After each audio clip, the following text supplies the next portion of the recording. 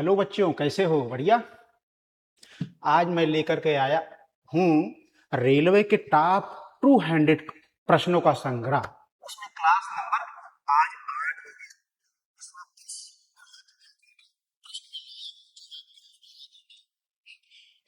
20 टिक सिखाएंगे कि आप एग्जाम में देखते हैं क्वेश्चन से ही जवाब आते हैं। प्यारे बच्चों, हम शुरू करें आज का session. Class number 8 railway group D के लिए बहुत बढ़िया सवाल। ठीक है, पहला क्वेश्चन शुरू करते हैं। देखो स्क्रीन पे प्रश्न नंबर 1। ये बहुत बार पूछा गया है। SSC, GD, SSC, railway, CGL, सीचल, हर एक एग्जाम में भी इस तरह से क्वेश्चन पूछे जाते हैं, लेकिन आप लोग सॉल्व नहीं कर पाते हो। तो चलो कैसे सॉल्व करते हैं बताओ बच्चों। पहले सवाल को पढ़ते हैं, उसके बाद हम देखते हैं कैसे हल किया जाता है। चलो, वह सबसे छोटी संख्या ज्ञात कीजिए जिसमें 63535 से घटाने पर यह पूर्ण वर्ग बन जाएगा। अब देखो बच्चों, इस तरह के सवाल आप लोग कर नहीं पाते हो, लेकिन देखो इसको ऑप्शन से ही ढूंढो। अगर 63535 में अगर 25 घटाएंगे, बच्चों देखना ध्यान से, 63535 में अगर 25 घटाएंगे, 5 5 5 शून्य, 3 में दूंगा 1 और इधर आ गया 563, क्या ये वर्ग होगा?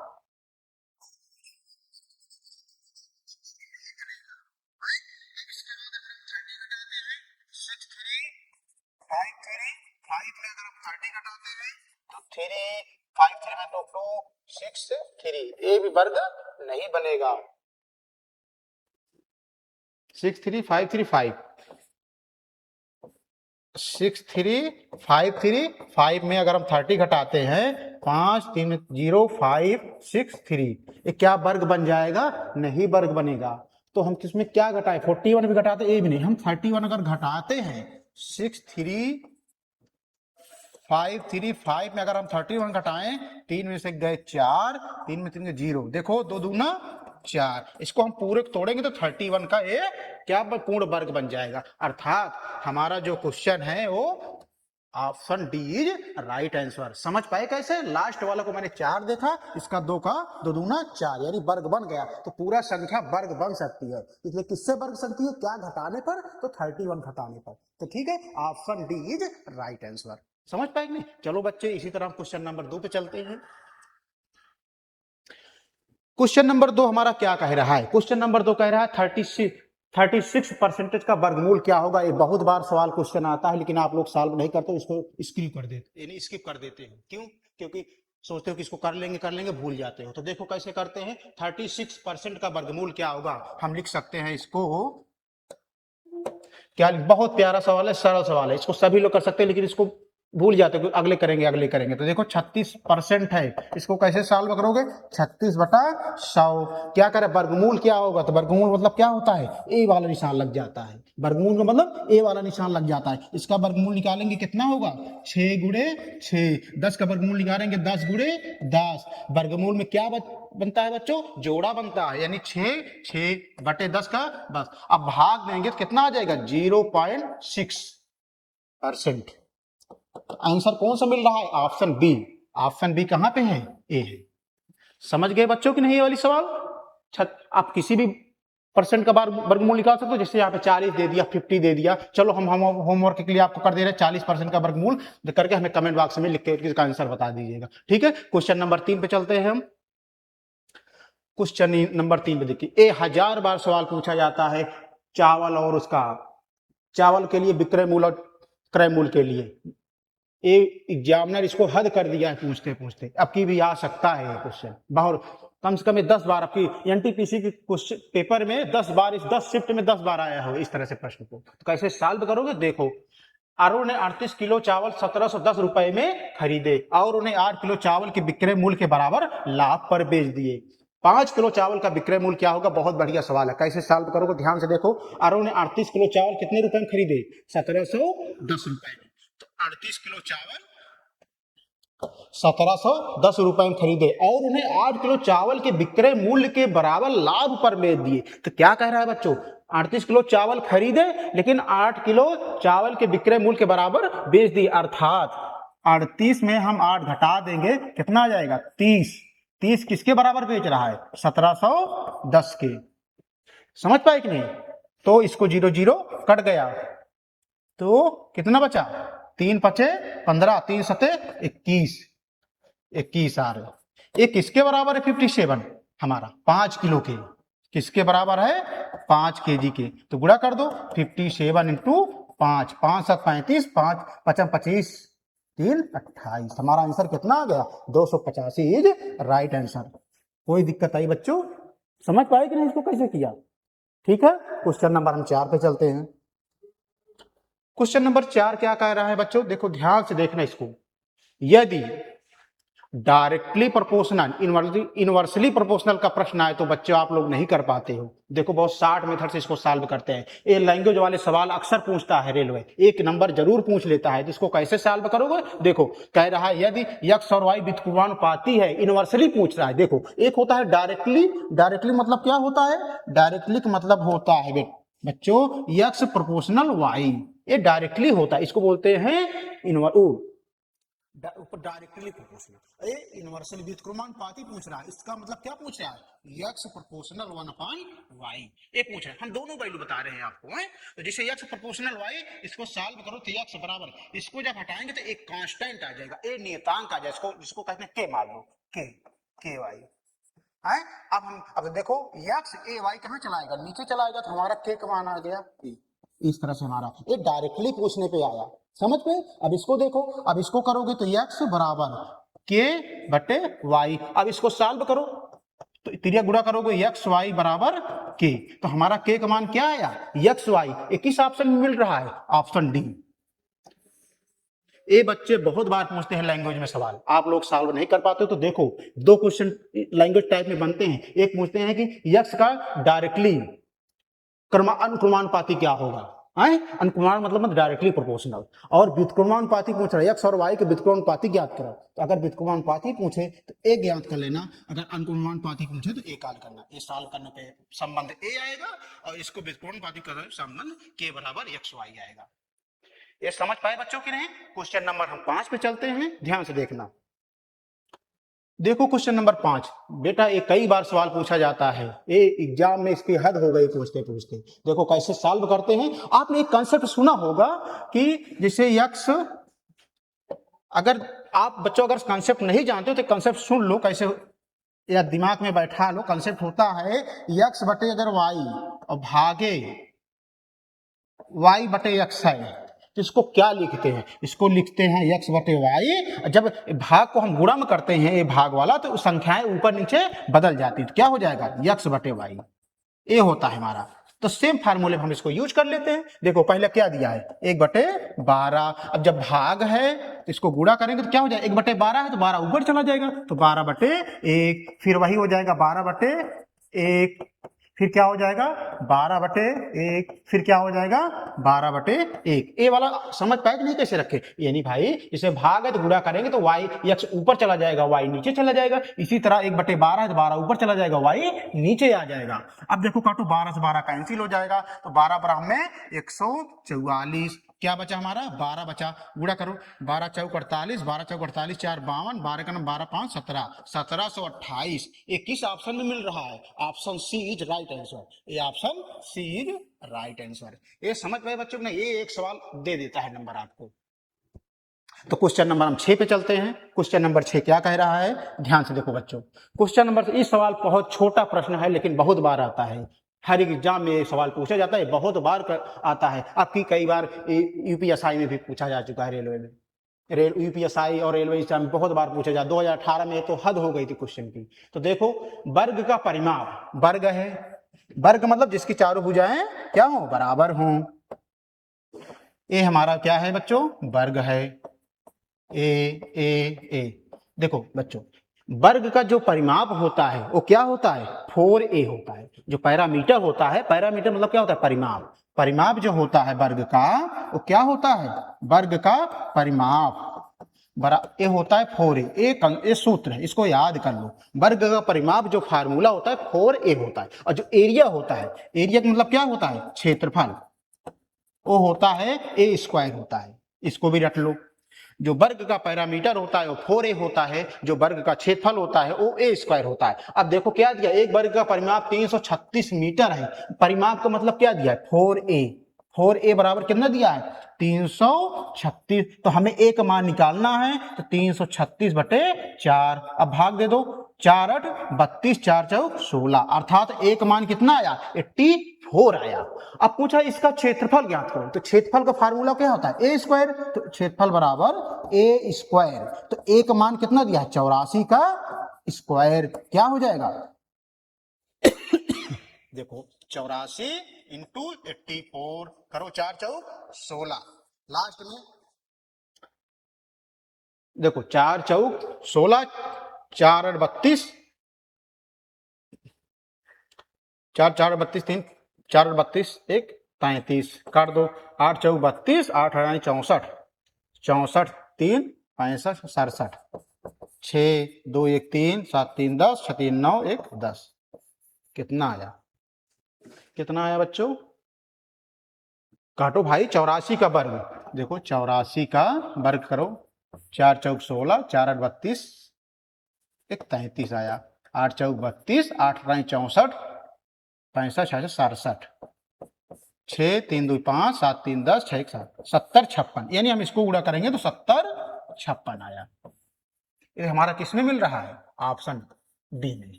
ये समझ पाए बच्चों की नहीं, देखो कितना प्यारा सा सवाल था। ठीक है, क्वेश्चन नंबर हम 7 पे चलते हैं। क्वेश्चन नंबर 7 क्या कह रहा है,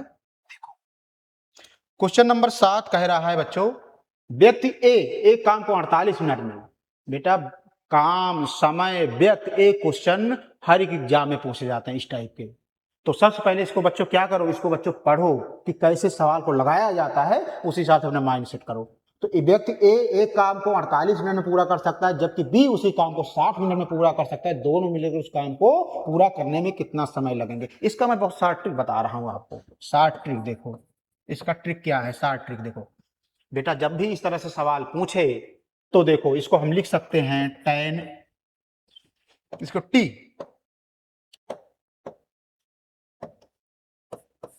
ए प्लस बी बराबर होता है ए into B upon A plus B, ए वाला लगा दो बस। तो देखो ए इंटू बी 48 इंटू 60, 48 इंटू 60 बटे ए प्लस बी 48 प्लस 60। जब भी इस तरह से क्वेश्चन पूछे कि दोनों मिलकर उस काम को कितने समय पूरा कर लेंगे, तो ए वाला टी ए प्लस बी, दो का है, दो का सेगमेंट है। तो देखो 48 गुणे 60, जोड़ो इसको 8 6 4 10, 108, अब इसको काटो, 12 9 108, 12 पंचे 60, 9 से काट दिया, 3 से काटो, 3 3 का 9, 3 का 9 3 6 18, 16 पंचे 80 बटे नीचे कितना बचा है 3, एक इसमें आया है बेटा, ये आया है हमारा मिनट में। अब इसको देखो 80 में 3 से भाग दो, 3 दूना 6, 8 में 6 गए 2, 3 छंग 18, 10 में 60 गए 2, यानी हम इसको लिख सकते हैं 26 सही 2 बटा।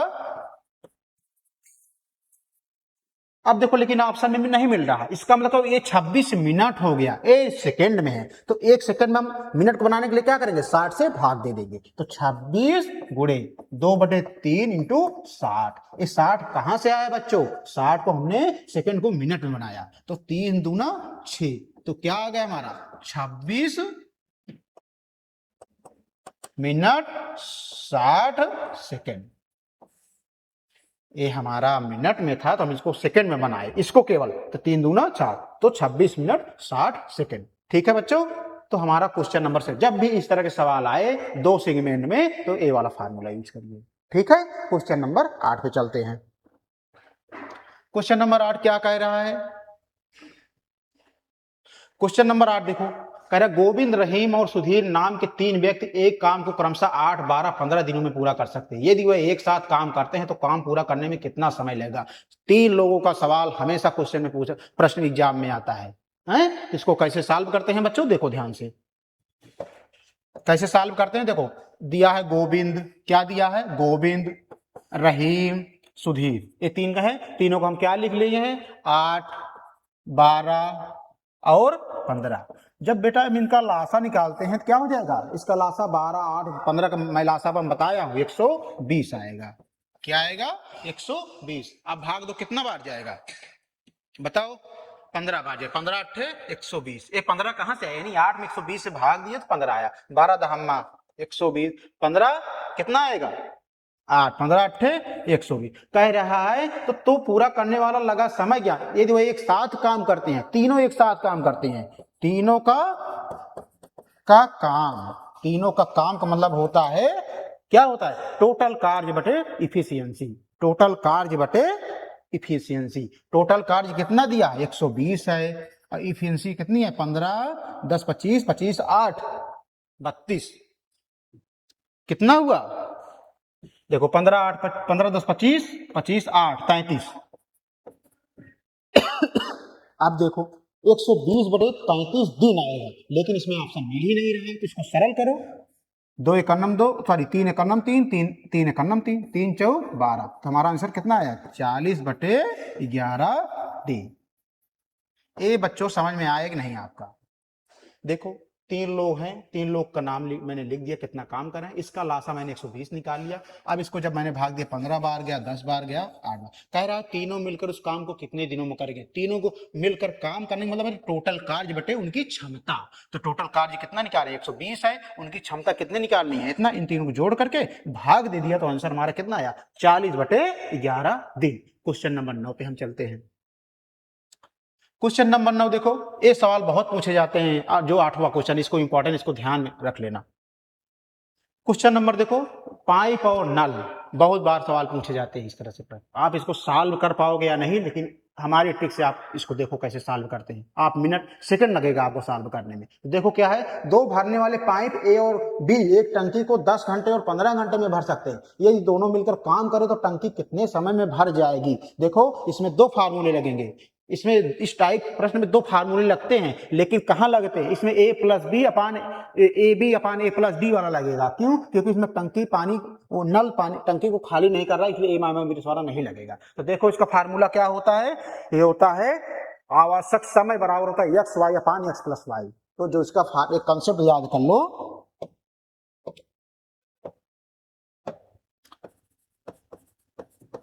आवश्यक समय बराबर एक्स वाई बटे एक्स प्लस वाई। इसी कंसेप्ट है, इसमें 2 है। अब देखो कह रहा है, देखो ये समझ पाएंगे नहीं, आवश्यक समय होता है एक्स वाई अपान एक्स प्लस वाई। देखो जब इस तरह के सवाल आए तो इस तरह सवाल पूछे जाते हैं। तो देखो दिया ए और बी, यानी भाई ए बी मान लो चाहे एक्स वाई मान लो, हम तो वही माने जो कंसेप्ट है। हम एक्स वाई जगह आप ए प्लस बी लिख सकते हो, ए बी लिख सकते हो। तो देखो 15 और 10 घंटे दे रहे हैं ना, तो हम इसकी जगह क्या लिख देंगे 15 और 10 बटे 15 प्लस 10। सॉल्व करो, 15 इंटू 10, 15 10 25, 55 25, 5 तिहाई 15, 5 दूना 10, कितना आ जाए सर 3 दूना 6 आवर्स। ये समझ पाए कि नहीं। देखो कितना प्यारा सा क्वेश्चन है, ट्रिक से देखो, एक्स वाई अपान एक्स प्लस वाई। यदि इसमें कह देता कि यदि एक नल खाली कर रहा है तो क्या कर देते यहाँ पे माइनस कर देते, एक्स माइनस वाई। अगले प्रश्न में हम उसको दिखाते हैं। चलो देखो क्वेश्चन नंबर 10 क्या कह रहा है, पाइप ए एक टंकी को 768 मिनट में भर सकता है, और पाइप बी उसी टंकी को 960 मिनट में खाली कर सकता है। ए खाली कर सकता है, आ गया ना, 960 मिनट में खाली कर सकता है। यदि दोनों पाइप को एक साथ खोल दिया जाए तो टैंक को भरने में कितने घंटे लगेंगे। तो जो समय होता है आवश्यक समय, कंसेप्ट ध्यान लो, जो आवश्यक समय है वो क्या है एक्स वाई अपान, हम पहले एक्स प्लस वाई लिखते थे। क्यों, क्योंकि उसमें खाली करने का ऐसा कोई और रोल नहीं रहता, लेकिन इसमें खाली कर रहा है तो क्या लिख देंगे यहाँ पे एक्स माइनस वाई। इसको फार्मूले को लगाएंगे। अब देखो एक्स वाई यानी 768 इंटू 960 बटे एक्स वाई 768, अब क्या है 960।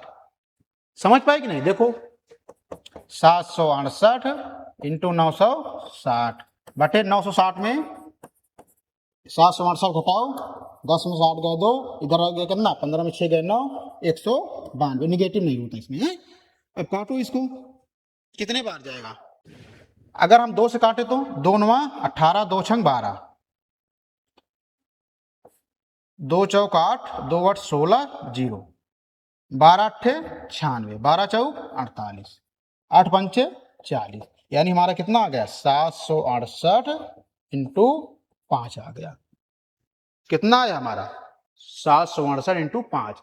लेकिन ये किस में आ रहा है? मिनट में आ रहा है। तो 1 मिनट में कितने घंटे होते हैं? अगर हम मिनट में हैं तो 1 घंटे में कितने मिनट होते हैं? 60। हम क्या करेंगे? गुणा नहीं करेंगे, 60 से हम भाग दे देंगे। क्या करेंगे? हम इस मिनट में है, मिनट को घंटे में बनाने के लिए हम क्या करेंगे? 60 से भाग दे देंगे। तो करो, 5 कन्नम 5, 5 दूना 10, 12 बार कट गया। तो 768 को 12 से काटो, 12 छंग 72, 6 में 2 गए 4, 12 चौक 48। तो कितना आ गया हमारा? 64 आवर्स। ये हमारा आंसर। इस तरह से बच्चों आज का क्लास नंबर 8 का जो सेशन है आरआरबी ग्रुप डी वाला वो समाप्त हो जाता है। यदि आपको वीडियो पसंद आया हो तो लाइक और सब्सक्राइब करना मत भूलिएगा। ये बढ़िया सवाल आज थे, समझ में आए बच्चों की नहीं? अगर जो बच्चों को ना समझ में आया हो वो हमारे कमेंट बॉक्स में डाल दीजिएगा, कल मैं उसका उत्तर जरूर दे दूंगा। तो जहां ना समझ में आए आप मुझे एक बार क्लियरली बता दीजिएगा, ठीक है? हमारे बच्चों हमारे यूट्यूब को लाइक और वीडियो को लाइक और सब्सक्राइब करना मत भूलिएगा, ठीक है? Bye bye. कल मिलते हैं क्लास नंबर 9 पे, ठीक है? Bye bye.